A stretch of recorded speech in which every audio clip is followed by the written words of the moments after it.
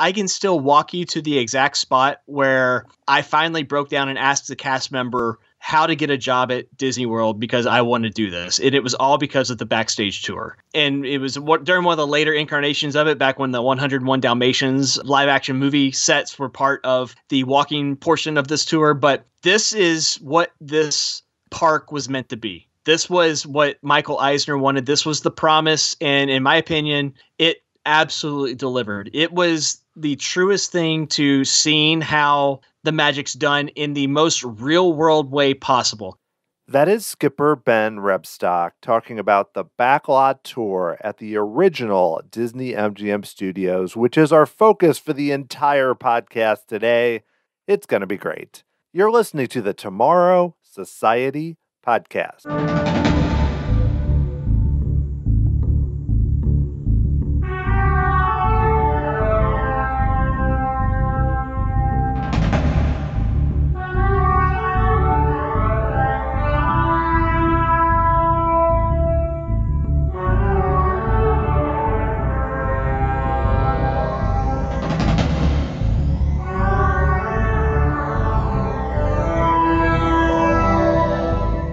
Thanks for joining me here on episode 135 of the Tomorrow Society Podcast. I am your host, Dan Heaton.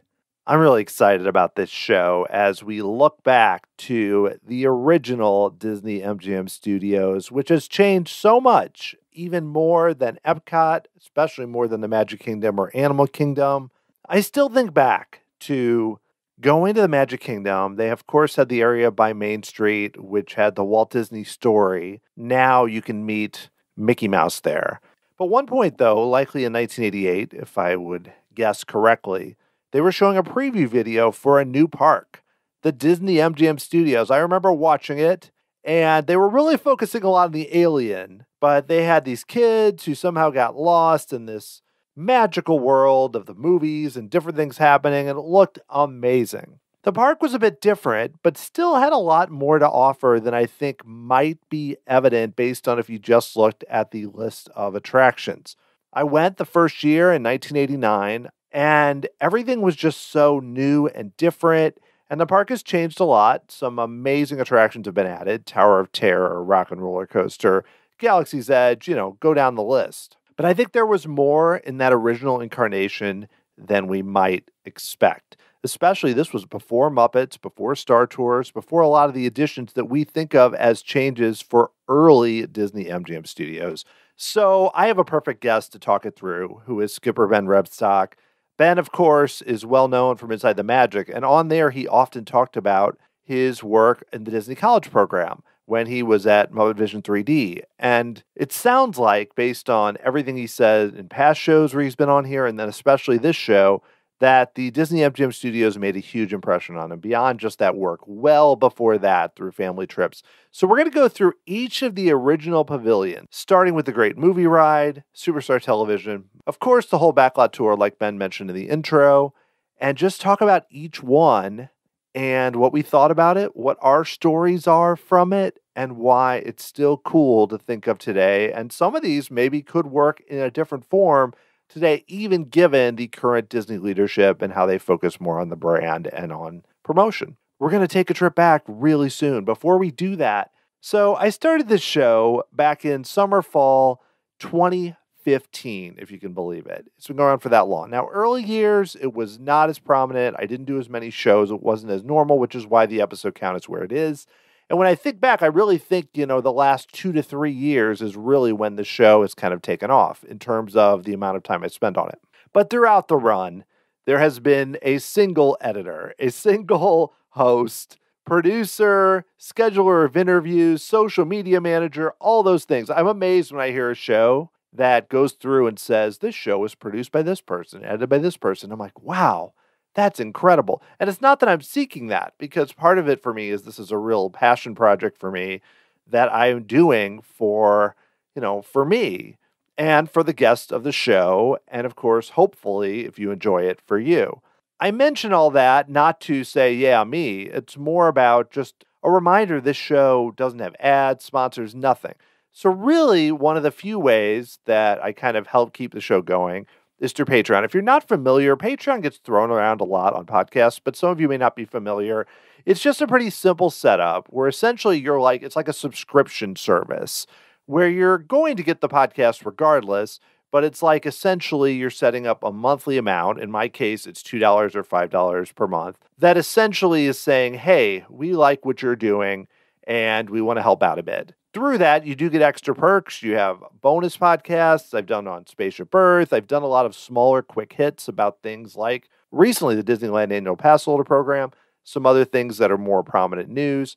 I also do the Tomorrow Society Bulletin, a monthly show where I talk about various issues. So there's a lot of things. You also get a special membership card and a pin, a lot of cool perks. But essentially, the reason I promote all of this stuff is it just helps keep the show progressing and continuing to bring episodes that I love doing regardless of any support, but it helps to kind of keep things moving as they should. And you can learn more about that. Go to tomorrowsociety.com/member. You can find out all about it. I really enjoyed such a deep dive here with Skipper Ben into the original Disney MGM Studios. I think we could have spent an hour on every pavilion. There was just a lot to cover, and it was super fun to do. So let's go talk to Skipper Ben.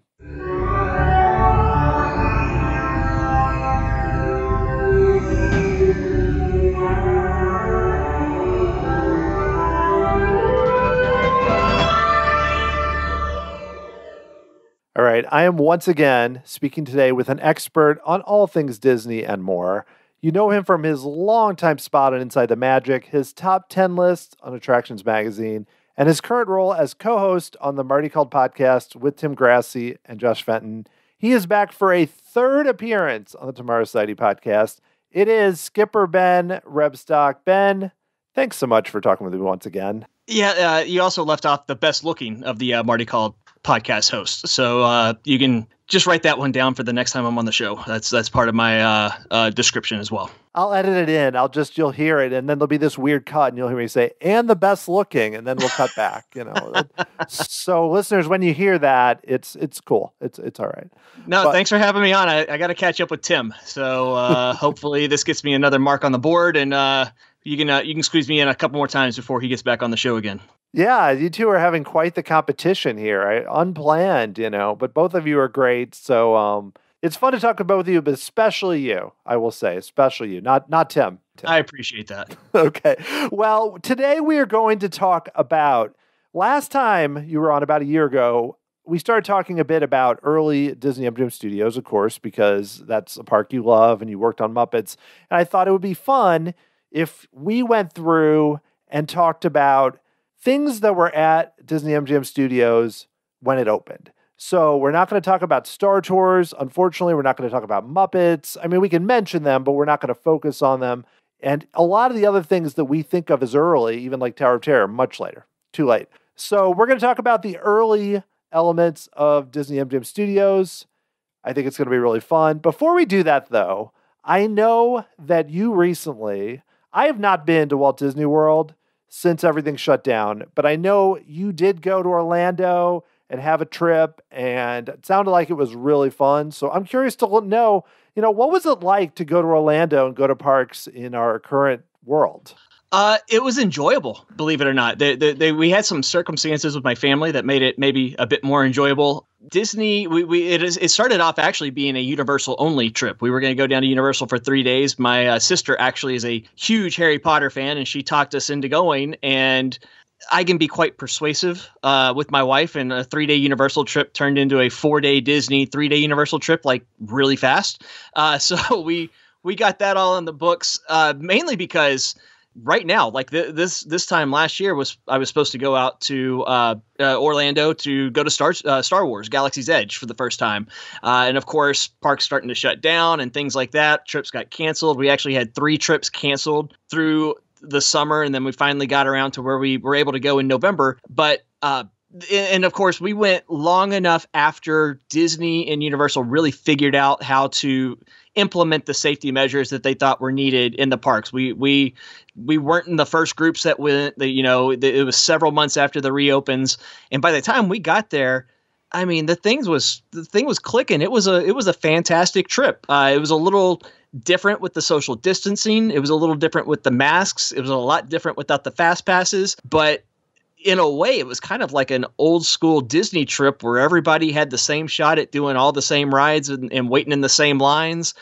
Things actually moved through much more efficiently than what people were promoting. And they still promote, on blogs and Twitter and stuff now where, you'll see a line for the Haunted Mansion that stretches back to Pecos Bills.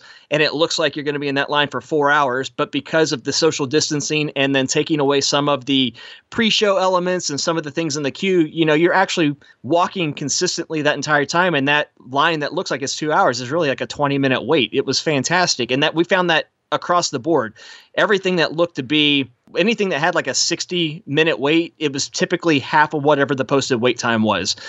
So we did everything we wanted to do, and that was including going to Galaxy's Edge for the first time. Went there for 2 days, and were just blown away by what we got to experience there with Rise of the Resistance, and shockingly, the Millennium Falcon Smuggler's Run, which was an attraction that, if anybody heard that episode of Marty Called, the three of us didn't give that a whole lot of shot to be a great attraction, but we actually, myself, my two daughters, and my wife, fell in love with that ride, and it might be in there our top 5 rides at all of Walt Disney World just because of the way it's set up to be a family experience. So it's a way to interact and have fun with each other while you're going on a really cool ride. So we loved it. We had a great time, and I, since then I've been encouraging people, if you're thinking of going, go. They've got the safety measures in place. They were wonderful with the mask mandates in the parks. They were not shy at all to tell you to put your mask on. And I appreciate that. I loved it. We had a great time, and we've already just literally booked our trip for this summer,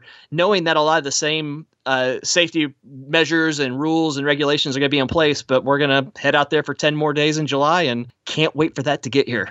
Oh, man. Yeah. And the response you had is what I've heard from a lot of people that have gone, that especially, like you said, it was a bit chaotic at first, but they really figured it out. But also, too, the no fast pass thing, because I think about it, like you said, with the way it's split up, where you're going to have weird things. Like I saw somebody posted that PhilharMagic had a line really far, but it's like, really, if you space all those people together, it's probably not even nearly that many people in the theater.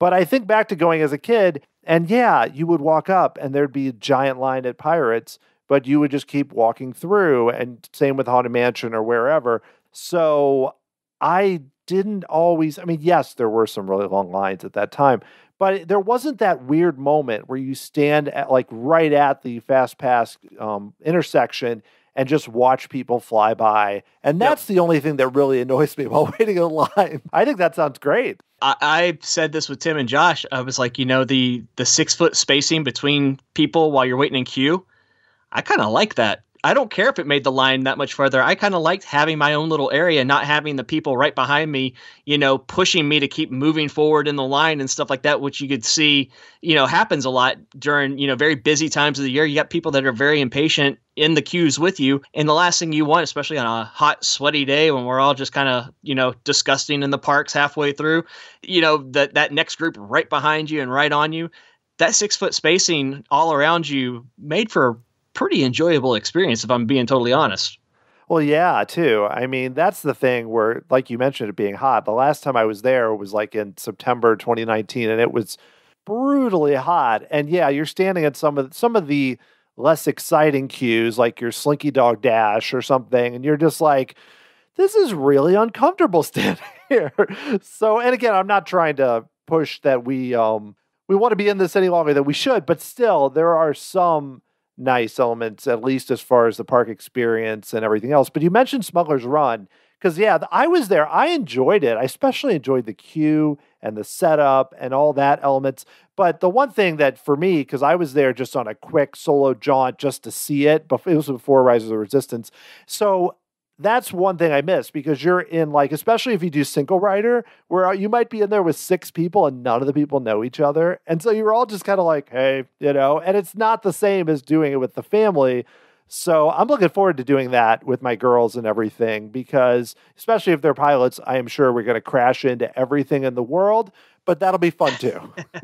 Yeah, that was the When we went, they were still keeping it to one family per pod, and they weren't loading single riders in. So there were 4 of us, and we would have the pick of any seats that we wanted, and they wouldn't fill in the other 2 seats just for safety reasons. I understand they're starting to fill in full pods now, but whenever you can get into a pod where it's, everybody in that pod, you can get away with so much more.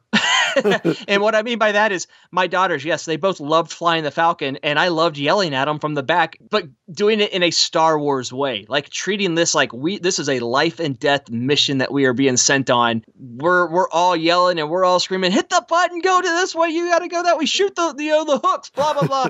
We had so much fun, kind of cosplaying the experience, which that real intimate space allows you to do. So yeah, I can't wait for you to go on it when you're in there with a group of people that and you can feel free to have a little bit more fun and go a little bit more over the top, where you don't have to feel like you're ruining somebody else's experience that you don't know that's in the pod with you.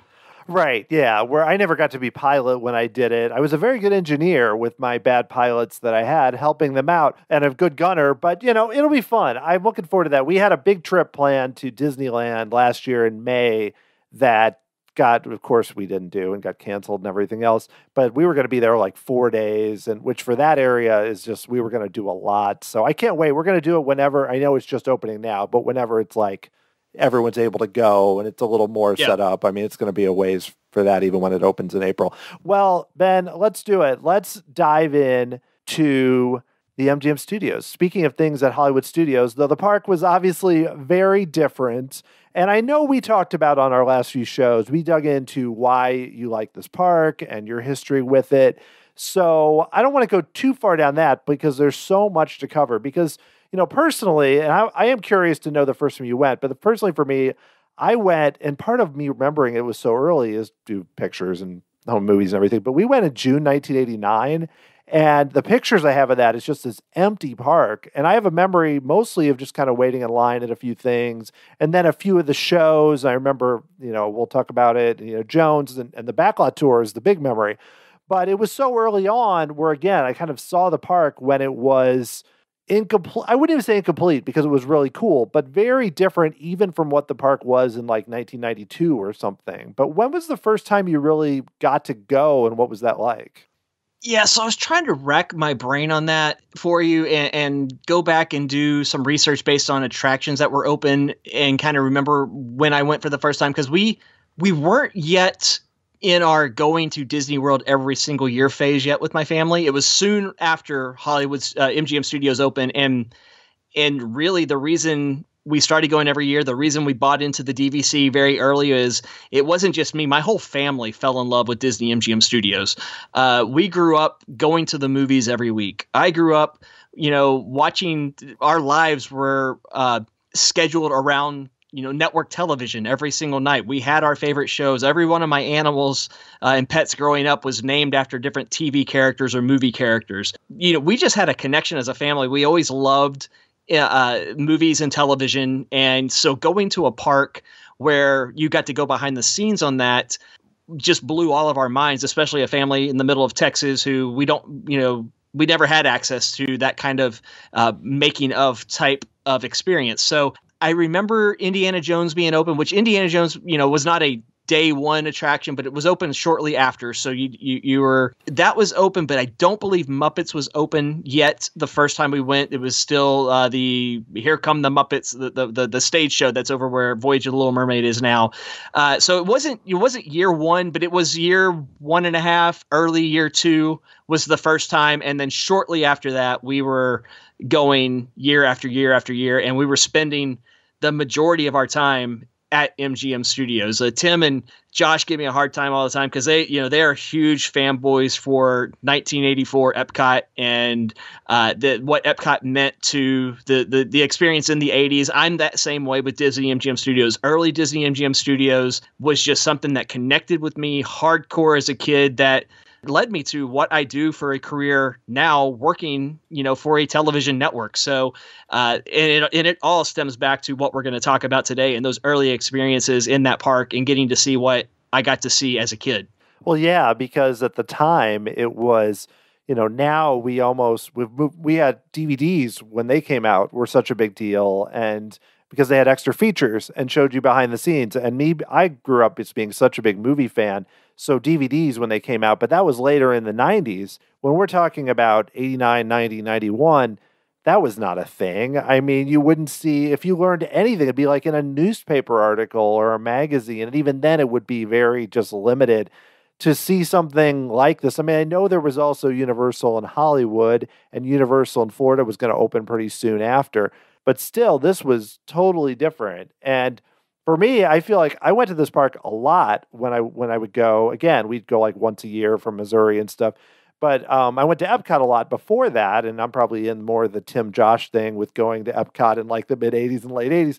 But still, this was always a part of the trip too. So for me, we spent probably almost as much time here and saw it grow as we did at Epcot, especially in the early 90s. But let's dive into the first big one. So, I have this old brochure from 1989. I posted on Twitter just a little glimpse of it, but basically it looks so ridiculous because they actually have a section that says theme park and then a section that says backlot. And it's actually like there's different areas. The theme park is just part of it, which is always kind of funny to me. But basically in 1989, you walk in, you say, oh my, look, there's a big theater back there, and walk right towards it. And granted, the Great Movie Ride is one that I think a lot of newer Disney fans know because it was open so late.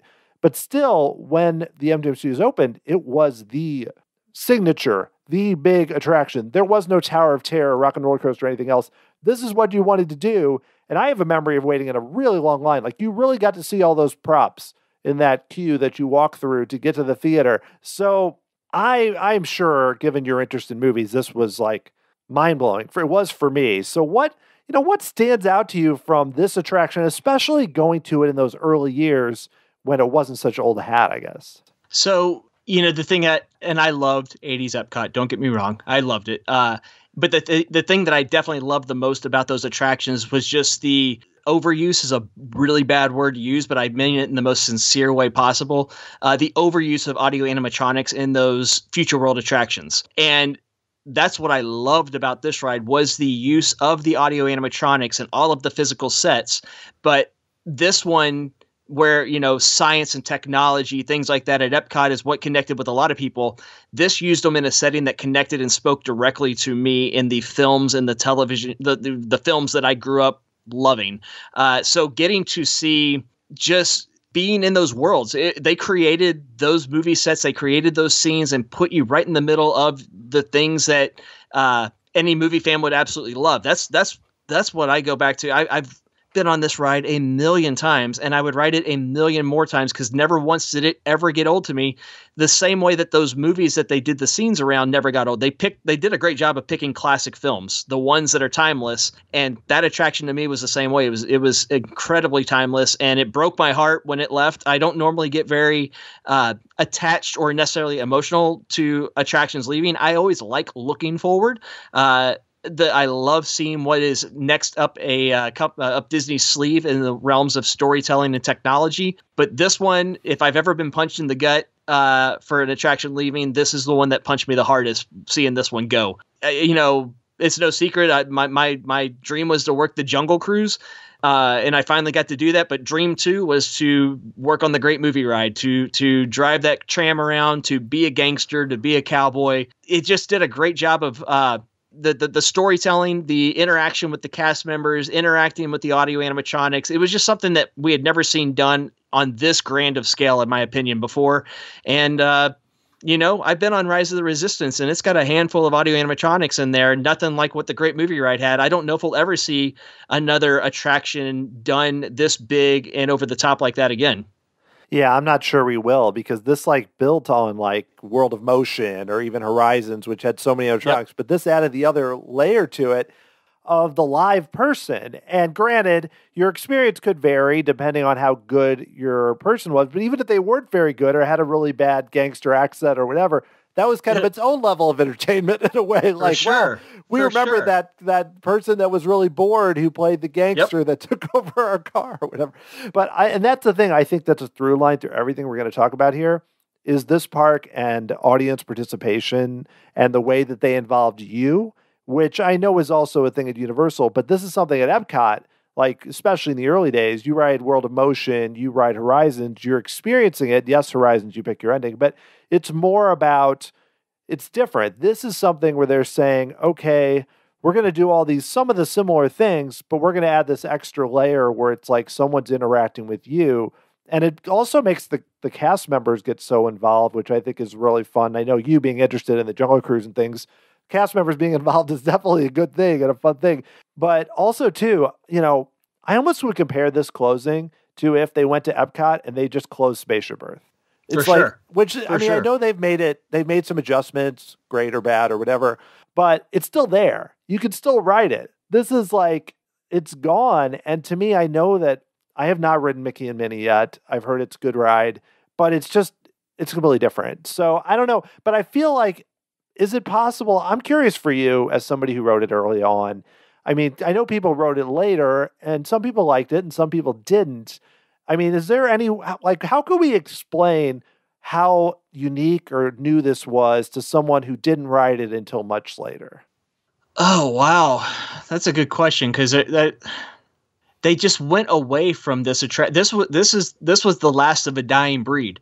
This was the last attraction that they really did anything like this. And that was kind of the blessing of this ride, honestly, because the park opened with so few actual rides that the one that it did open with was an instant classic from the get-go. So they were lucky to hit such a home run right off the bat. And like you said, you waited in lines that were insanely long, and it was always for good reason, because it warranted that kind of line. That's a good question on that, because I don't really know that the people aren't going to see this anymore. I've been on Mickey and Minnie's Runaway Railway. I liked it. It was great.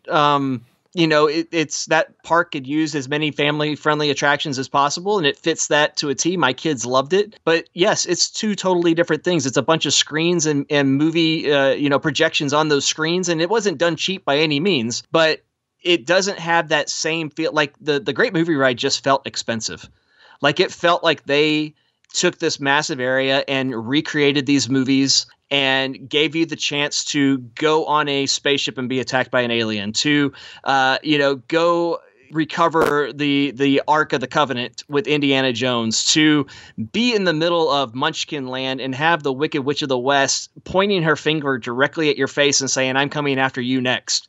There's just so many unique things that this ride was able to give us, that it did a great job of just hitting on stuff that everybody loved. That you might not have loved every scene, but you loved several scenes. And when an attraction can make it to where so many people like different parts of it, I don't know anybody that ever got off it and said, "I hate the Great Movie Ride." Like, I just literally don't know anybody that ever did not like the Great Movie Ride, let alone love it like you and I came to appreciate it. Yeah, and I mean, the worst thing people might say near the end was, "Oh, they need to update it and take out, Footlight Parade or whatever." That's the crazy part, that we've had that discussion on Marty Cobb. Like, if ever there was an attraction that was easy to update, this would be the one.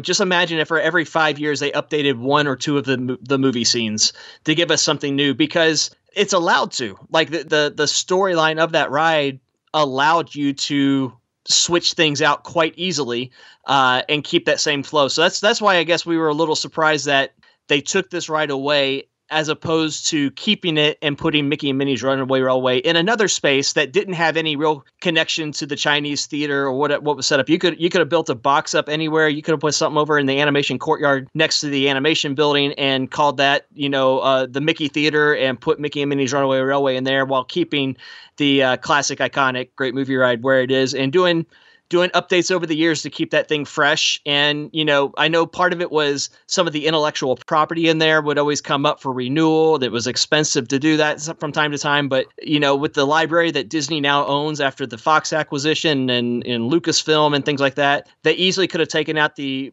properties that were a bit more of a hassle to keep updated and maintenance and pay for, and put in their own properties, and still had that same experience.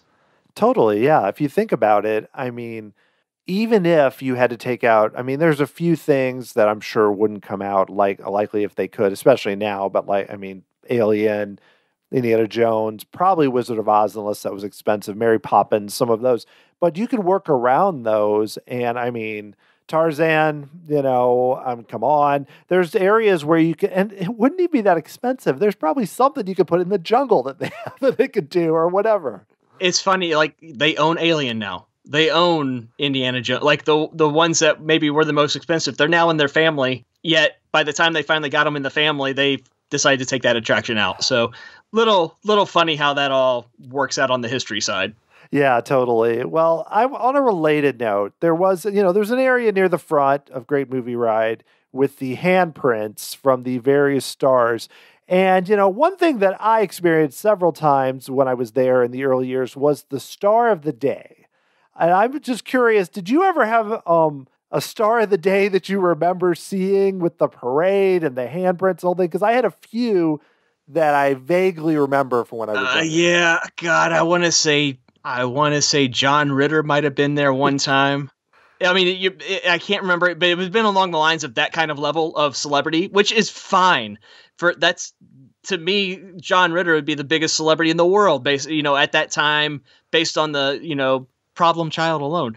But all the other TV work he did, that was a really cool experience. And something I remember in those early years, we would go to the information desk and try to find out who was going to be there during our week-long trip. And we would plan our days around if there was a celebrity there that we really wanted to go see. So it was a neat experience. The handprints were so cool.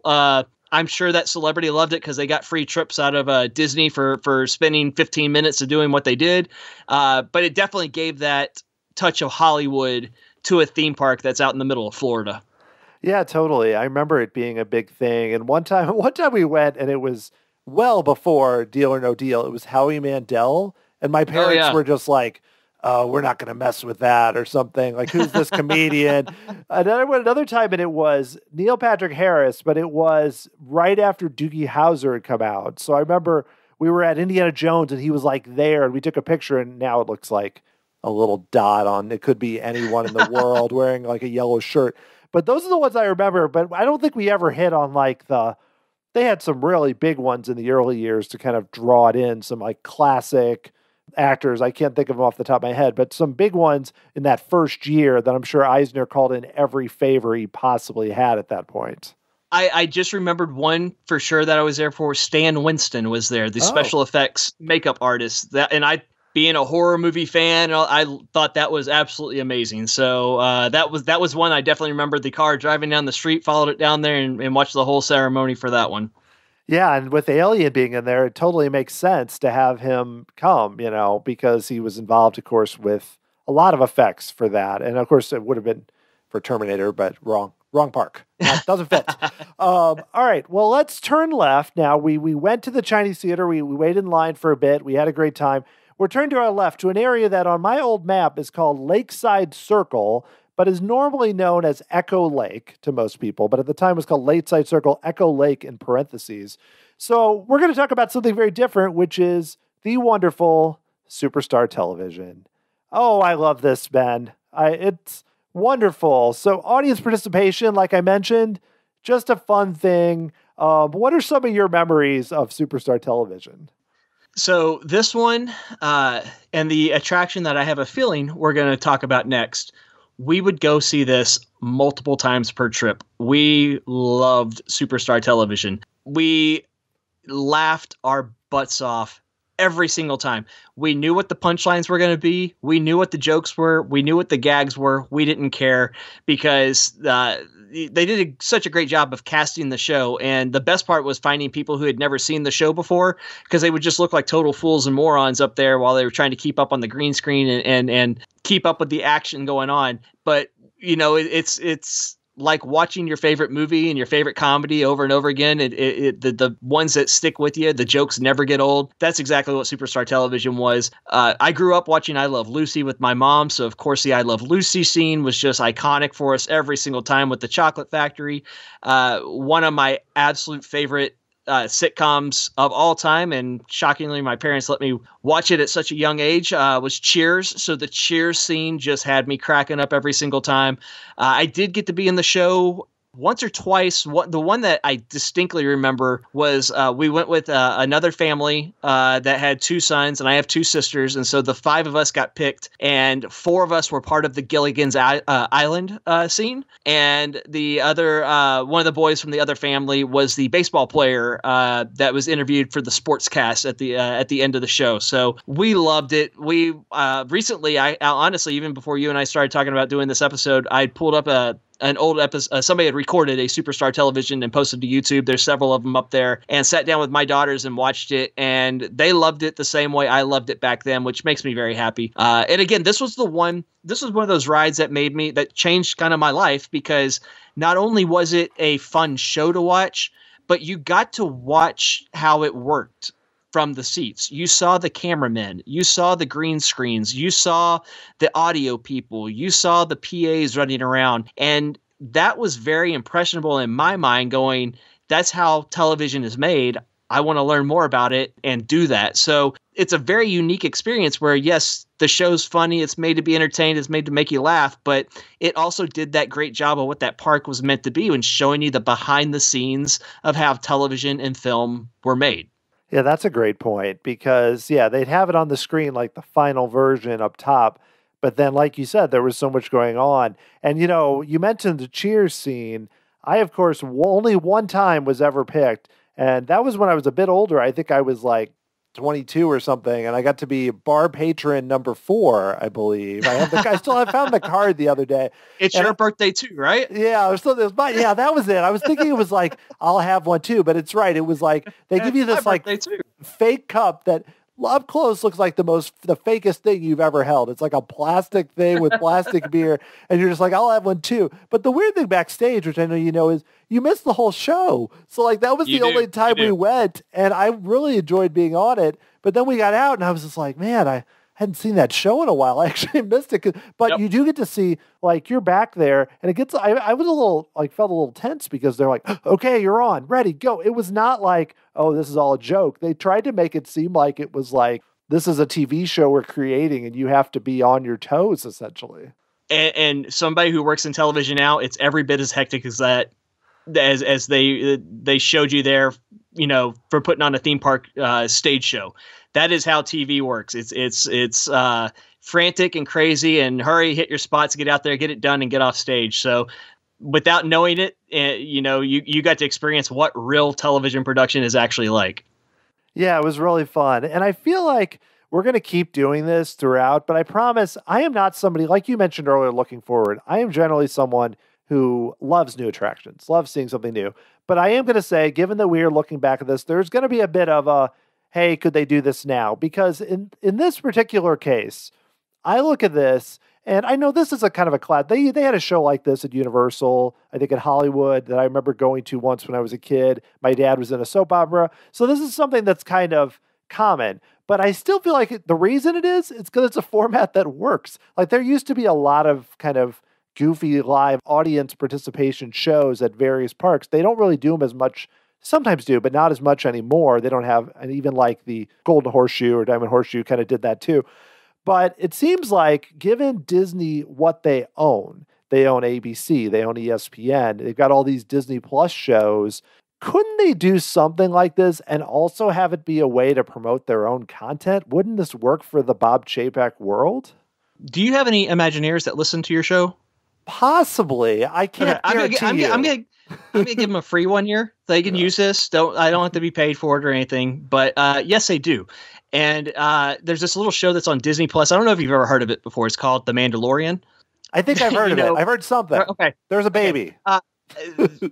They use that new technology on there where it's a digital soundstage. They don't use the green screens like Superstar Television did in classic television, but they use those very high definition digital screens to create backgrounds and scene settings with the actors act in front of that would make for a wonderful stage experience. Could you imagine them setting up that kind of a soundstage on a stage and picking guests out of the crowd that get to interact with Mando and Grogu and the other characters from The Mandalorian? And what we see on the stage is that, just like Superstar Television, we're seeing the behind the scenes of them shooting that stuff, but with the screens above us, we're seeing guests being parts of, an episode of The Mandalorian. It writes itself, buddy. They can use that. They can do it. And that thing, the line for that show would be through the roof to get people in there that want to, see the show and also want to be a part of that show.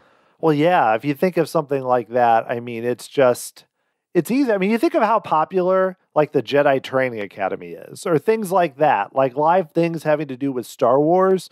And The Mandalorian is just, I mean, so popular. And I don't know about the Marvel rights. Let's set those aside. But even you've just seen like WandaVision in some world where it's allowed to be used, it could put you in one of those sitcoms. So it's like you're in an old sitcom, but it's also with Vision and Wanda. And I don't know if that's possible, but I love kind of the out-of-the-box ideas, and there's going to be, a bunch more Star Wars things, and even just, I'm sure they own certain late-night talk shows, so you had, like, the Johnny Carson thing, or, you could do that again with someone else, or whatever. There's a lot of different ways you can do it. They got Jimmy Kimmel, yeah, they have their own talk. They own so many things that they could really replicate this in a heartbeat, but at the same time, doing it in a way that showcases the new technologies of how films and televisions are actually shot now. So it's a great update on Superstar Television. Is an absolute, in my book, classic attraction. If nobody has seen it before, if somebody's listening to the show and has never seen Superstar Television, please just type that in on YouTube and sit back and it's about a 27-minute show. Sit back and watch it and enjoy it. It was so much fun, and I would love for something to be back. And by the way, I said I was on Superstar Television once or twice. I was actually on that stage dozens of times, but we'll save that for when we do our deep dive into Disney's Doug Live on stage. Oh man, Doug Live! I don't think I ever saw Doug Live, so I'm feeling left out. But it's one of those things where I know Disney has different priorities now than they used to, and everything, and they're not really looking to teach us. But when you can find a way that promotes what you're doing even better than, Superstar Television did, because eventually they were doing some older things that they wouldn't be, but they could really keep it updated. It just makes sense. And also people like to be involved in the show. That's the whole idea. Even if you be the simplest thing, you could say immersion. I know this is really immersive, but still it's like the whole idea of, I mentioned I was Cheers patron in 1998. And I still remember that. People remember that. If I did something like that and my girls were there, they would talk about that forever. So, yeah. I mean, you got to go for that. What they could do now, I know Bob Chapek listens to the show. So of course. I'm speaking directly to Bob here. Bobby. The one thing they couldn't do with Superstar Television is they couldn't shoot and record that show and sell it to the people that were in it because they didn't own the rights to all those shows that were on there. But all those things on Disney Plus, all the things that they produce and they have the rights to, they could do that. So now recreate that deal, shoot it, make it a downloadable link, or put it on a thumb drive for those people that are on the show. Sell it to them for $25 each. It's printing money on that kind of stuff. Those are the things people want to participate in it. People want a copy of it. People want to be able to share it on their social media, show it to their families and friends. And all that is two things. It's promoting an experience in the park that are going to make people want to go do it. And it's also promoting the show that you're getting to be a part of that's on your streaming platform that you're going to get money off of, as people, subscribe to it if they weren't already. So it seems like pretty low hanging fruit if they actually ever wanted to do something like this again and bring it back, especially just with everything that they own and operate now. They could really customize this experience their own way and do something I think would be really cool and people would really enjoy. Definitely. All right. Well, let us step into the other show that was nearby. And I'm not talking about... I love this one. Not talking about Sounds Dangerous. Sorry, Drew Carey. That was much later. We're talking about the Monster Sound show, which I actually watched a video of today, again, because I hadn't watched it in a while. And another audience participation show. This one's a bit different. This one, of course, there was a film with Chevy Chase and Martin Short, if you're not aware of it, where they would have people come up and essentially create different sounds for a short film. It was like a little horror film, and Martin Short was like this little monster, and Chevy Chase was a real estate agent. It's worth checking out. It's very short. There's like 10-minute videos out there about it. But the big thing here was really, you were trying to teach people how they did sound, but my big thing, Ben, was always the people were really terrible at it, and that was amazing. Yes. right?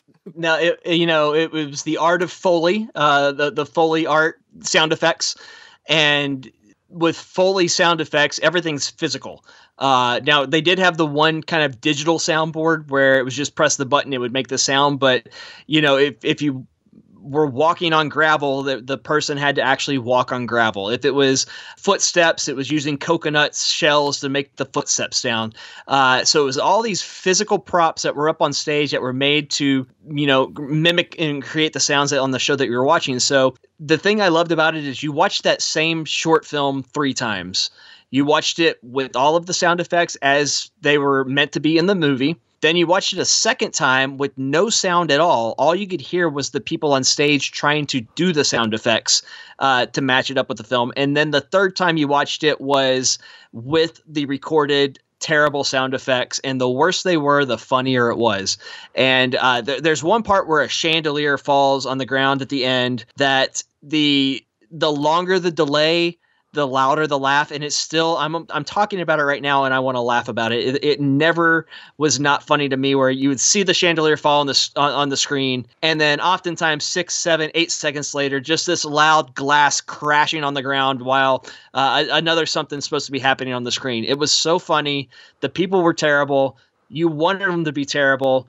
Again, it was just another one of those, people getting to put their hands on stuff, be physical within the show, actually be a active participant in the show, not just stand over here, look funny and laugh and smile and we'll do everything around you. No, the guests did everything in this show. They were the main part of this experience, and it's just something so unique that you don't see in theme parks anymore at all.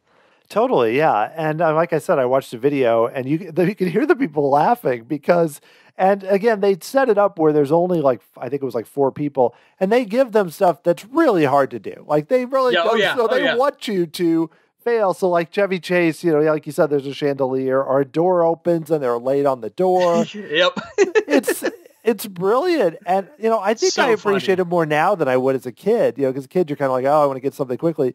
But now I just watched that and I was like, it's such a simple thing too, that it's, again, you get people involved, you get them laughing, they have a good time. It's not a static experience. No one's just presenting saying, here's what sound is.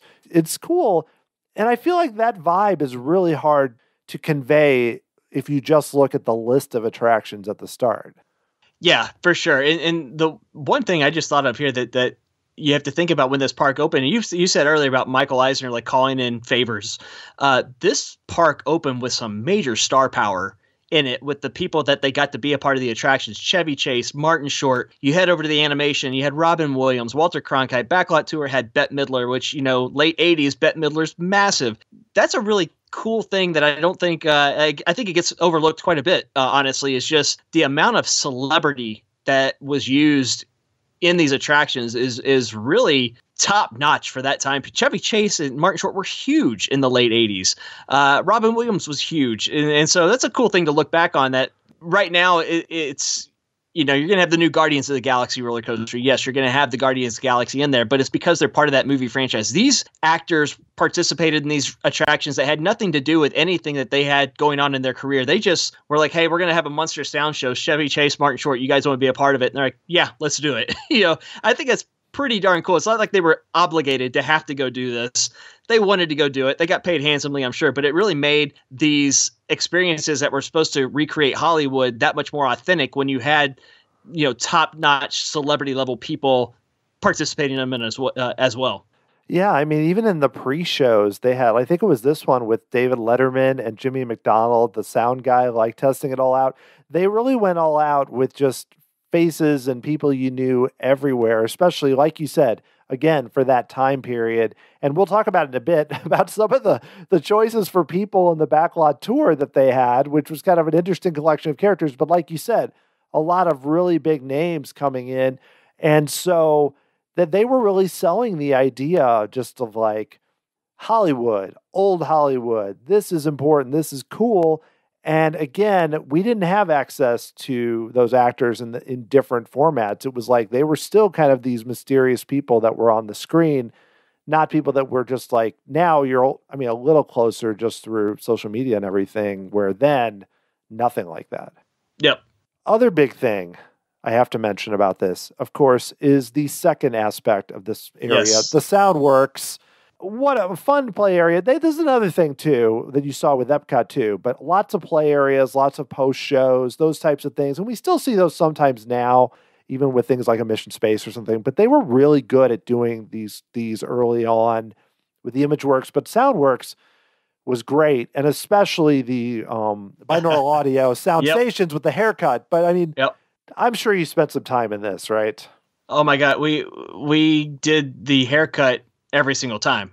And it's funny because that was back in the early days of Inside the Magic with Ricky and myself. Ricky would take over his binaural. He got some binaural headphones and would just walk around the park and record the ambient noise and sound and go on a couple rides. And, I remember going out like outside my house and going for runs and being freaked out because of things would sound like they were sneaking up right behind me.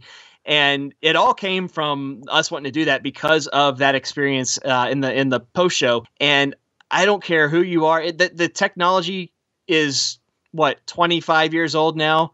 It's still amazing. If I would do anything to be able to go in one of those sound booths right now and do that 5-minute experience again. And it became something that whenever we would go to Disney as a family and if we had people who never had gone to Disney World before, going in there and doing those sound booths was as important for us to get them to do that for the first time as, riding Pirates of the Caribbean. We thought it was just such a cool, unique experience that you just never got to do anywhere else. So we spent a ton of time in this room doing the sound effects, doing they had the other experiences where you could do some voiceover work. You could do, add your own sound effects to short movie clips, but the sound booths and the getting to be the executive of the movie studio was a pretty jaw-dropping experience. Oh, yeah. Now, there's still examples. It's not the same, but you go in with Grandmother Willow at the conservation station. And then, of course, they recreated very similar to this with Sounds Dangerous, actually, but you were in a big theater, and it always felt weird, like, we're in this big theater. Why are we just doing something that was done better in that little booth before? Exactly. It was weird. And then, of course, with Alien Encounter, they did something similar with the binaural audio. But this was always something special. And every time I did it, I would still be like, oh, you're looking backwards and you're thinking, it's so effective. Oh, my gosh. Well, and it made a great break area as well. Like on a hot summer day, go in that booth where they turn off all the lights and it's nice and air conditioned and you put the headphones on. Yeah, you might fall asleep while you're in there as well. So, it was just a great break area on top of everything. Oh, totally. All right. Well, we mentioned that it wasn't completely in good shape at the beginning, but let's step over to the Backlot Annex, as it was called, where I know on my first trip, which was in June, I don't know if it was late June, early June, we did see a version of the Indiana Jones Epic Stunt Spectacular, but it was not the full version. When I saw it, there was no boulder. He was like, they had the spikes coming out in the middle of the floor, the ground in the middle of the stage. It wasn't up on that big hill. They did do a few things with the truck, but it was also, they really were selling the idea they were really shooting a movie. You had this guy who just kept being like, cut, and they were all very serious, where I felt like as it went along, it got a little more about, it wasn't as serious about it, because I remember being very confused at first. I'm like, wait, are they shooting something? I was pretty young. I don't, whatever. But I remember this still being cool then, but I was blown away. A few years later, we went to the full show, and I was like, what did they do with this show? This is incredible. It was something, again, stunt show, plenty of other places, but there's a reason the show is still not playing now, but is still part of the park.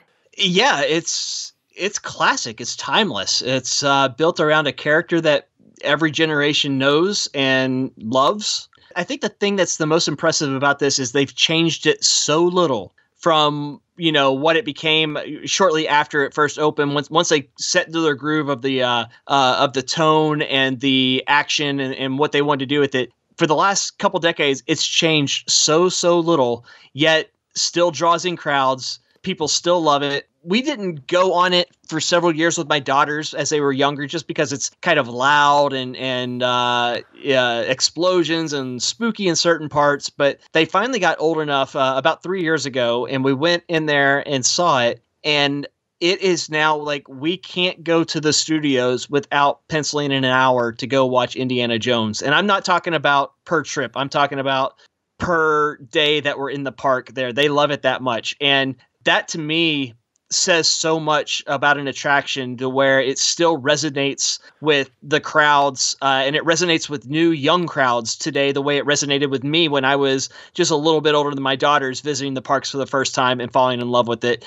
Without new technology, it's the same thing. It's physical sets, it's physical props, it's no digital screens. It's not. It's what you see is what you get on there, and it's still incredibly impressive to this day. I agree. And yeah, I haven't taken my girls to see it because, again, we haven't been in a few years to the studios. It's because it was before last time we went, they didn't have Toy Story Land yet, or the whole family went there to the studios. So they haven't seen it, but I would love to take them to see it because I feel like, even I can like in my head hear the music of the various, not just the dun, dun, dun, dun, but like the other music they play like in the middle of each one and how well it fits. And they're really impressive performers. And for some reason, I think because of the characters, this one, I know it's gone now, but I always enjoyed this one so much more even than Lights, Motors, Action because you just had so much more personal connection to everything. You didn't feel, plus it's not like all the cars after a while, like, okay, there's a lot of cars. This one, you just see the people doing it and it's really impressive. Well, and unlike Lights, Motors, Action, where, when you sit down in your seat, what you see in front of you is pretty much what this set is going to be the entire time.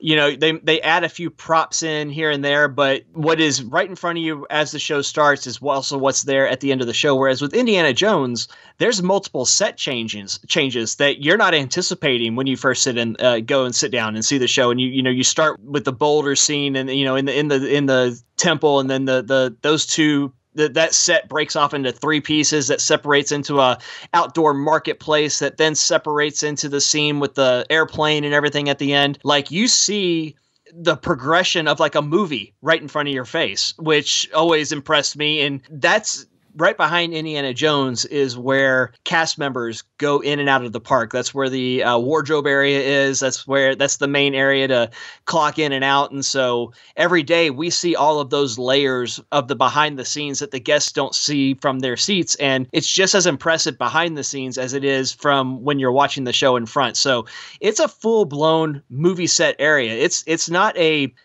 theme park attraction trying to pretend like it's a movie set. Like, it is a well thought out movie set type feel. There's so many people behind the scenes making sure this thing works properly and to a T, and they have to, because if one thing's out of line, if one thing's not lined up properly, it can bring the whole show down and stop it down. So, and this has come from, like, I've seen the Bourne Stuntacular over at Universal, and it's a completely different kind of stunt show that is fully based on technology, and it's freaking amazing. Don't get me wrong. Stuntacular was mind-blowing, but so is Indiana Jones still to this day, in my opinion, with what they do on the physical real set side of it, that you just have to sit back and look at the art of it, and appreciate the investment that Disney put into making an attraction like this, because it's damn expensive, I can tell you that. Oh yeah, and just to have good really good stunt performers. This is not something where you can hire just anybody. It's not even like some of the other things we mentioned where they can, a lot of good stunt performers. Like, this is a massive show. There are so many actors that are a part of it that in a day and age where, and yes, it's not running right now for, safety COVID reasons, but I hope and pray that it comes back, because it definitely is a very, very expensive show for them to put on every single day in that park. So, if it does come back, please, people, go see it. So they keep running it, and we get to keep loving it. Totally, yeah. I would love to see it again. I hope they do bring it back when it's safe and when they're totally ramped up again to where it was before. All right. Well, I want to get to the main event, which is, of course, the backstage studio tours. So, Ben, a few days ago, I put out a poll on Twitter where I asked people what was their favorite original MGM Studios attraction. I removed Great Movie Ride. I thought that would be too obvious. So I listed Superstar Television, Monster Sound Show, and Magic of Disney Animation, and the winner, which I should have expected, the Backstage Studio Tour. So I'm curious for you, what percentage do you think the Backstage Studio Tour got? Like, of 4 choices, how high did it get? Oh, out of those 4, I'm going to say 64%. Well, you were close. It got 67%. And animation 26, sound and Superstar 4 and 3. I thought it might be a little different. I thought animation might give it a run for its money, but no. And it makes sense to me because this was, I mean, if people don't know, a lot of you have probably rode the Backlot Shuttle Tour. Some of you, I'm sure, also did the second half or the portion with the walking tour. Totaled about 2 hours, and this was a good portion of the day when you go to the park. So I'd love to know just up front, I could go on for a while about this. I watched some videos just to remind myself, but it's pretty clear in my brain. I mean, you talked about behind the scenes. This was really something. Yes, the best way to describe this was if you wanted to go on the backstage tour, it was a commitment because of the time. Yeah. It was a commitment. And in my opinion, a good commitment. I can still walk you to the exact spot where I finally broke down and asked the cast member how to get a job at Disney World because I wanted to do this. And it was all because of the backstage tour. And it was during one of the later incarnations of it, back when the 101 Dalmatians live action movie sets were part of the walking portion of this tour. But this is what this park was meant to be. This was what Michael Eisner wanted. This was the promise. And in my opinion, it absolutely delivered. It was the truest thing to seeing how the magic's done in the most real world way possible. Superstar Television was fun. Monster Sound Show's fun. Indiana Jones is fun. This was real. This was the work portion of it. This is how we do what you see on TV and on a big screen. I can't tell you enough how much I absolutely loved this attraction. Every portion of it. I love the walking tour. Honestly, the walking tour was my absolute favorite thing in the park. As great as the tram portion was, as great as going down Residential Street and the Catastrophe Canyon, and even seeing the underwater water tank from Hulk Hogan's Thunder in Paradise show, which I watched on TV and absolutely loved as well. All those things were cool. The backstage, the wardrobe area, the boneyard with the vehicles from all the different movies and films, the seeing Walt's plane, all that was very cool. But when you got to go on the walking tour, walk above those sound stages, see the special effects area, and they demonstrate some of the special effects and how that's done, they just kept you mesmerized. They kept you entertained. It is a track. We talked about things that we'll never see again. One thing Bob Chapek will never do is keep somebody in an attraction for 2+ hours No. without a way to sell them something or to buy. I mean, people don't realize there were no like concession stands in the middle where you could buy a Coke or some popcorn or a treat. Like when you started this thing, you were there for 2 hours without spending a dime, which is against everything Disney believes in to this day. So no, we will never see anything like this ever, ever, ever made again. But for those who got to experience it, I feel you're very lucky because this was so unique and so well done. The walking tour, I remember going over, they had the walkways that were above the sound stages. So they had the glass wall, and if there was something being filmed on those sound stages, while you're on the tour, you actually got to look in on that filming. So I remember walking through there and like Star Search was being filmed. I'm seeing Ed McMahon on stage, and watching an episode of Star Search being filmed right in front of my eyes with a live studio audience in there, while I'm doing a walking tour above it and being explained to, exactly how things are done. And then, on top of that, they would tell you how you could be part of those studio audiences. And so that was one thing that, kind of referencing back to something else I did with the celebrities, the day one with my family, the first thing we would do is go to the information desk right at the entrance of the park. And we would do this before we went to the Magic Kingdom. We would do this before we went to Epcot. We would ask what shows are being filmed here this week and how can we get on a list to be in the audience. And luckily we got on there a few times. We went and saw, this was back when World Class Championship Wrestling was filming WCW Worldwide on the sound stages. And so we were in there for 4 hours being filmed on different episodes. We were sitting in the very front row. My mom, who's not a wrestling fan whatsoever, had to act and cheer and scream along based on what the producers of the show were telling us to do. Otherwise, we would get moved from the front row to the top row because they want the people in the front row to be very fun and active. And so, there's my mom on, TBS for 7 weeks acting like an idiot in the front row of a wrestling match. It was so funny. We still to this day don't let her live that down. And my sister and I, one time we got picked to go to, we were on an episode of the new Mickey Mouse Club with, Britney Spears and Christina Aguilera and Ryan Gosling and all them.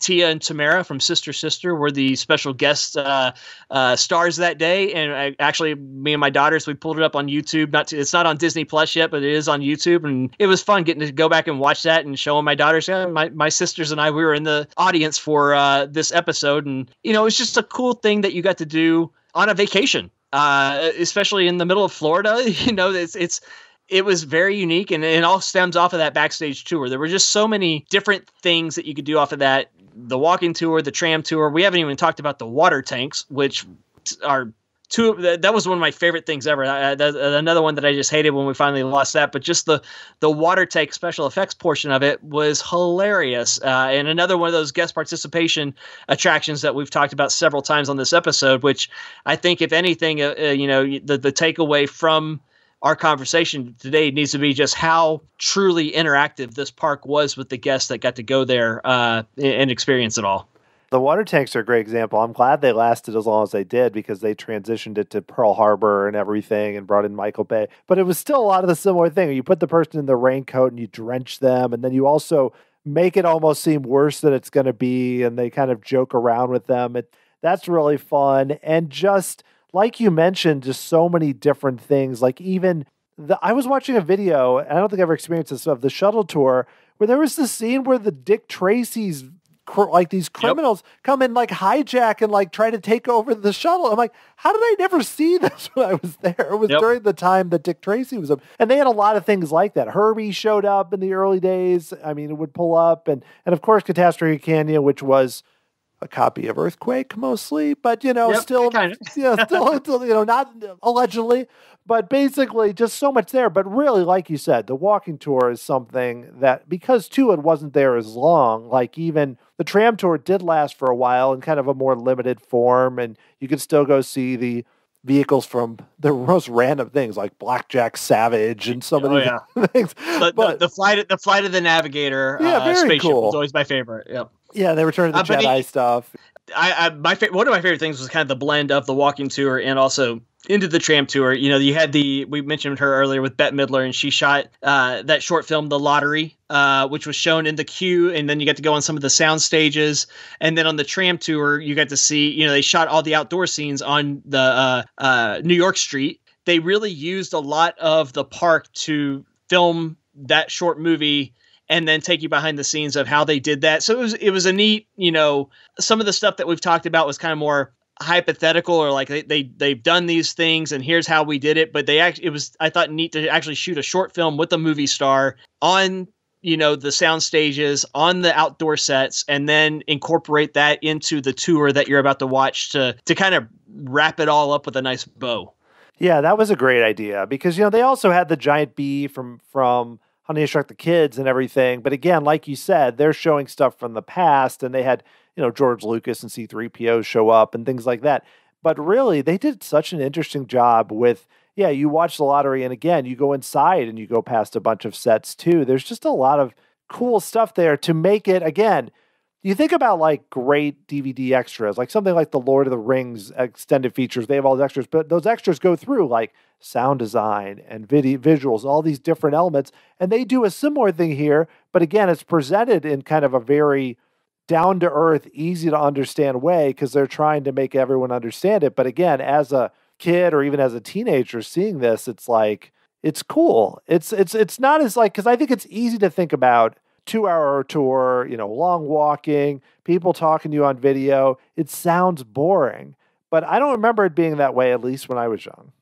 I don't remember it at all. Not at all. And I think the funniest thing to sit back and think about is just the time commitment to all these attractions in that park, that based on what we know with the current Disney day, you just don't see that anymore. The 2-hour there, it's about a 45-minute animation tour.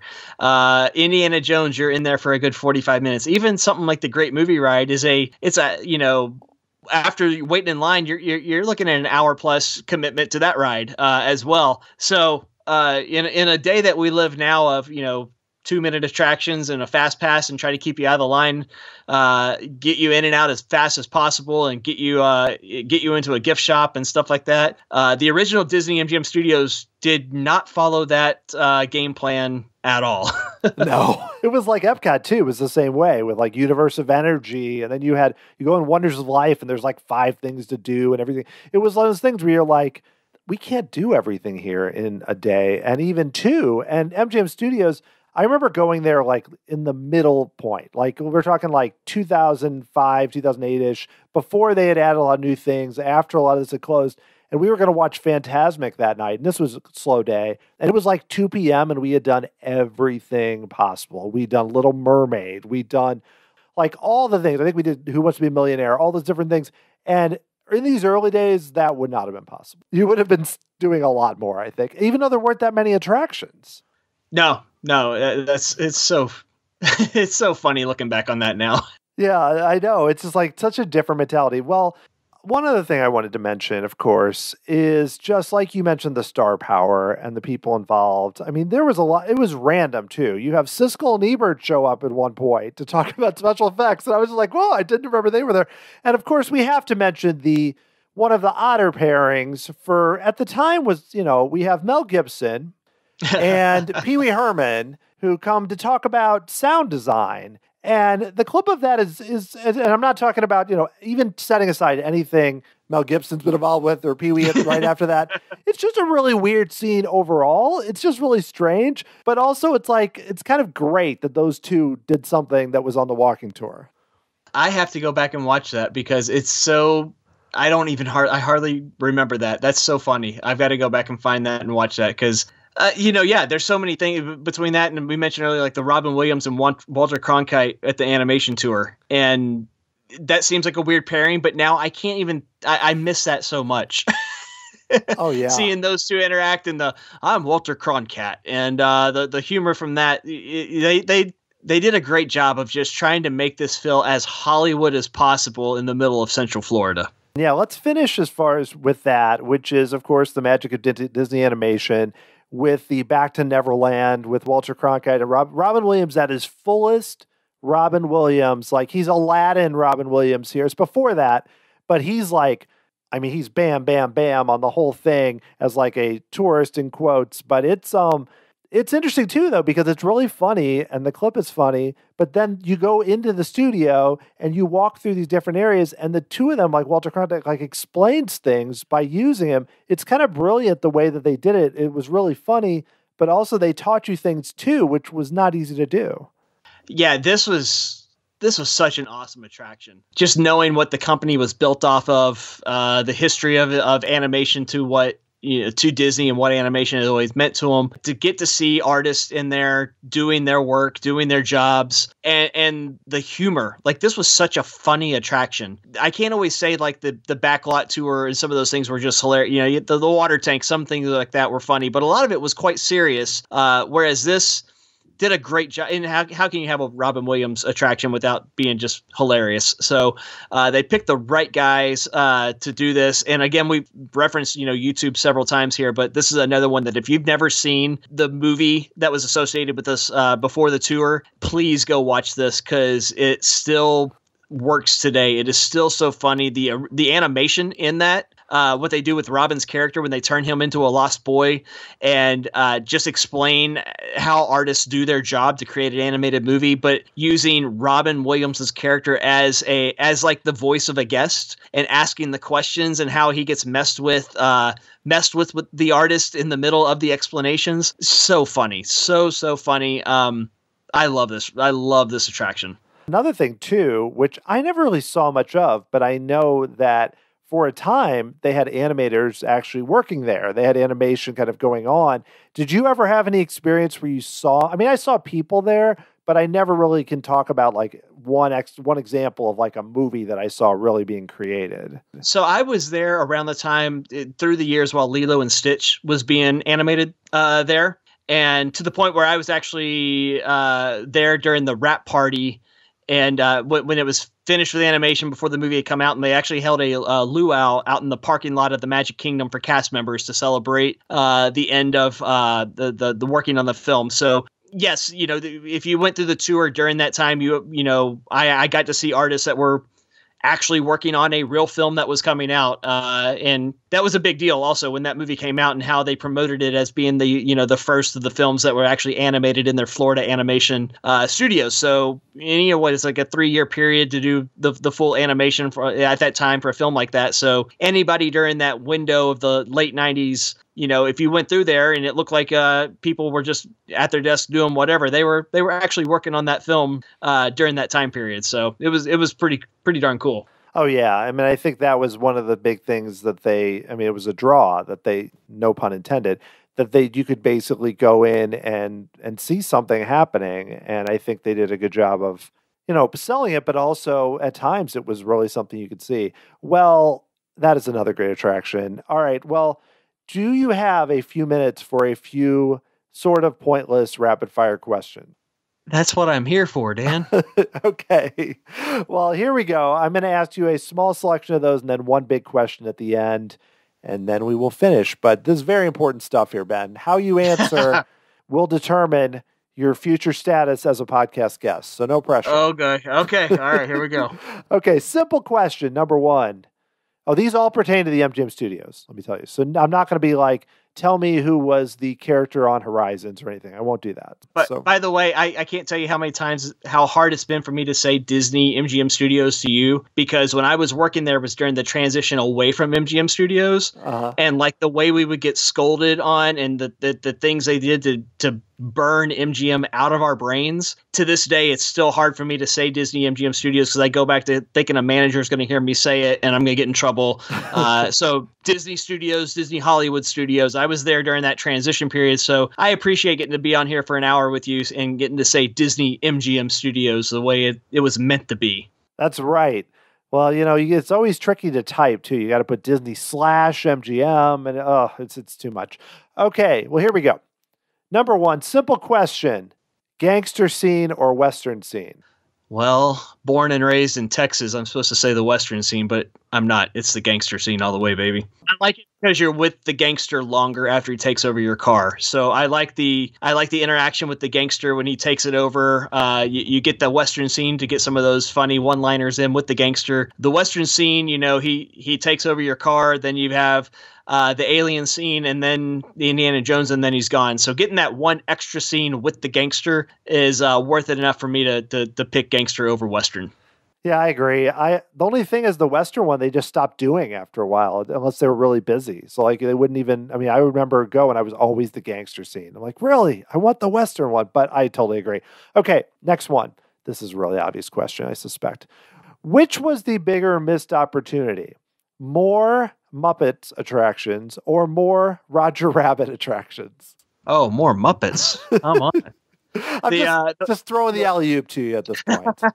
The rumored Muppets Great Movie Ride that's always been talked about over the years. There's even some concept art out there. I think that's the biggest missed opportunity that park ever had. I would have loved to have seen a Muppet version of the Great Movie Ride where, the Great Movie Ride was pristine and perfect and exactly how those scenes were meant to be, where the Muppet one would be everything getting screwed up. And I love that. That would have been so funny. All the sights and the gags, and anytime I can get audio animatronic Muppet characters, I'm all for that. Which that would have been in that attraction. So big missed opportunity. Yeah, it's too bad because from what I heard, Jim Henson was really interested in a lot of those attractions, but unfortunately, when he passed away, it changed it a lot because he was kind of a big part of a lot of it happening. I'm glad we got Muppet Vision at least in place in time. But okay, number 3. This kind of relates back to what we talked about earlier.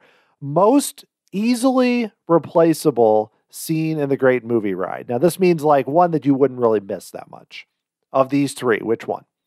Tarzan, Footlight Parade, or that Mickey animated Sorcerer's Apprentice video? I like Footlight Parade when the effects work. So I wouldn't want to replace that. If we could get the thing spinning again and get the bubbles really working, I'm okay with that staying there. I'm inclined to say the Fantasia scene because it just, obviously was a quick fix for an issue they had with the rights to the Wizard of Oz. But that show scene is a really small area. Not much you can do there. So I'm going to go Tarzan just because it gives you a bigger palette to work with. There's a lot more canvas to put something really cool in there as opposed to cramming something into a small space. So give me Tarzan just because that's a very large room that they could have put something really cool in. That makes sense. I agree. I think I'm good with that because my first thought was Fantasia, but you're right. It's like there's only so much you can do. All right, one more quick question here. What is the most underrated aspect of the original Disney MGM Studios park? Oh boy. Tougher question. Can I say the nighttime fireworks show? Yeah, sure. Why am I drawing a blank on it? Sorcery in the Sky. Yeah, no, we haven't talked about that. That's cool. Freaking love Sorcery in the Sky. And it compared to fireworks over at Castle, this and that, what Epcot was doing at the time seemed to get all the attention, but the music of Sorcery in the Sky, again, being a film junkie, I love movie scores, and the songs that they picked to go with that just was fantastic for fireworks, let alone the large sorcerer inflatable Mickey that would shoot fireworks out of his finger. During that time frame, I think that's the most underrated. That fireworks show, in my opinion, was the best fireworks show that you could see at Disney World during that late 80s, early 90s time period. Yeah, that's a great answer. And it's cool, too, just because we haven't really talked about it, but it also played a big role in the early park. Okay, last question. This isn't really rapid fire, but this is something I was curious about. So you're looking at today's Hollywood studios. What was something that you would change, big or small, and you can't just say bring back Superstar Television, that's already covered, that you would do to bring back some of the original atmosphere or vibe of Disney MGM Studios? What is something you think would be cool to do? This might be low-hanging fruit a little bit, but I think something, we haven't really talked about it here. They weren't necessarily a part of the opening of the park, but they soon became a huge part of it, was the streetmosphere. And just the interaction, the acting on the streets, the walking around and, seeing a guy dressed up as a cowboy because he just got off the Western set and just spending 10 minutes with them and the stories, the improv stories that these characters would make up on the spot. That is missing so bad in the park right now. That right now you walk around ride to ride, show to show, but you miss all of that vibe of what those streetmosphere characters really made you feel like you were on a Hollywood backlot and you didn't know who you were going to turn into next. You had everything from technicians working on sets to agents looking for the next big actor to actors and actresses themselves that are, needing to take a break from the big movie that they're making right now. I miss that so much, and I would do anything for Disney to bring back those cast members and just bring the liveliness on the streets, especially since so many of these rides have such long lines right now. We need to find things to pull people from some of these lines, and even if it is just getting 50 people to stand around and watch a 10-minute show, on Sunset Boulevard, that works, especially if it's being done, in multiple places throughout the park. It just gave us such a fun vibe that is sorely missed right now. Oh, that's a great answer. Yeah, because really, we've talked a lot about people being able to participate, or even like in the Great Movie Ride with the actors involved or the stunt show. But this is kind of the extra missing piece that we haven't really discussed, because this park was designed to be different and designed to be something where you were interacting this way. Like I even talked to when Tim was on the show, we talked about, I referenced Streetmosphere and said they needed that vibe at Galaxy's Edge.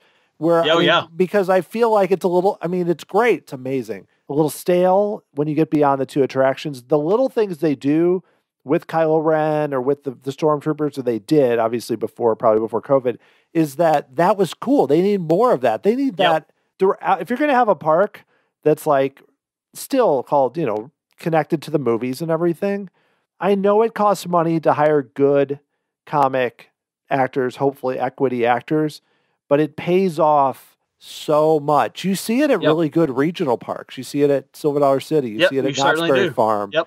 That kind of stuff is great. Like it's stuff people remember for years, especially now with like Instagram and stuff.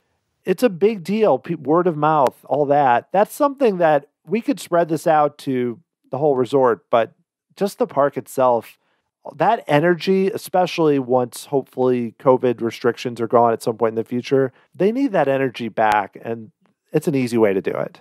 Yeah, this park lends itself to it because, I mean, everything around you is a set. And I mean, they created these sets specifically for this stuff. Like if you look up, windows work on the second floor of some of the buildings purposely because they want that to be an interactive area for what the Streetmosphere could do. These things are really built into the scenery around you that now, I hope just don't go dormant and stale. I fear they might, but let's keep our fingers crossed that they can find a way to put this stuff to use again with these wonderful actors that used to roam the streets there. Yeah, I hope so. And I know that already I think it was scaled back from what it used to be in kind of the early days, just with who they had. But still, they had a presence, and we'll hope, because I think that's a part. And it's really, I feel like I know it costs money, but the benefit is, it's hard to put a benefit like that into a spreadsheet or to have someone who does an analysis. But it really, if you want to talk about a Disney difference or something, stuff like that makes a big difference. Yeah, last I checked, Disney makes a lot of money, so they're doing okay. Yeah, hopefully they can figure this out. And I'm not really thinking like that. I'm thinking about how they think more in terms of money, not in terms of the actual, they're going to be hurting. I'm talking about, again, when they can bring people back in the parks. I know they've shedded a little money in the last few quarters or whatever. But all right, well, Ben, I think that's a great way to end, because I think we've solved a lot of issues. We've talked about greatness in the past with the park, and some things maybe people didn't know about. So this has been cool. So if listeners want to learn more about what you're doing, find you online, listen to, that other show you're involved with some other people, like where can they find it? You can find us in Marty Called Podcast at Marty Called on Twitter and Marty Called on Facebook. Join our group over there. You can find my personal Twitter at backside_water. And if you haven't subscribed already, you can read my top 10 column in every issue of Attractions magazine and find them over at Attractions on Twitter. Well, excellent. Well, we'll have you back soon to talk about Doug Live or something. That'll be the whole show. So we've got plenty more to cover here. But seriously, thanks for being on the show. It was great. No problem. Have me on before Tim again. I'll do my best. Thank you. If you like this show, make sure you check out the Marty Called Podcast and my past two shows with Skipper Ben, episodes 98 and 63. You can find all my past episodes at tomorrowsociety.com/podcasts with an S at the end. I'd love to hear what you think of this show. Shoot me an email at dan@tomorrowsociety.com. Follow me on Twitter at TomorrowSOC or Facebook or Instagram at Tomorrow Society, and check out some great old home videos of the Disney MGM Studios on my YouTube channel, tomorrowsociety.com/YouTube. The Tomorrow Society podcast is hosted, produced, and edited by Dan Heaton. The music was written by Adam Hookey, performed by the Sophisticated Babies. Next time, I am talking to composer Russell Brower. I'm sure that most of you are familiar with the Interventions background music that has played in the middle of Epcot for so long. Russell is the man behind that music, plus a lot more, including the soundtrack to Disney's Animal Kingdom, music from the Living Seas, a lot of sound from Tokyo Disney Sea, Disney MGM Studios, a lot more. It was really fun to check in with Russell. Thank you so much for listening. Take care out there. Don't forget to wear your masks. Get vaccinated. Let's do this. And I will talk to you again next time.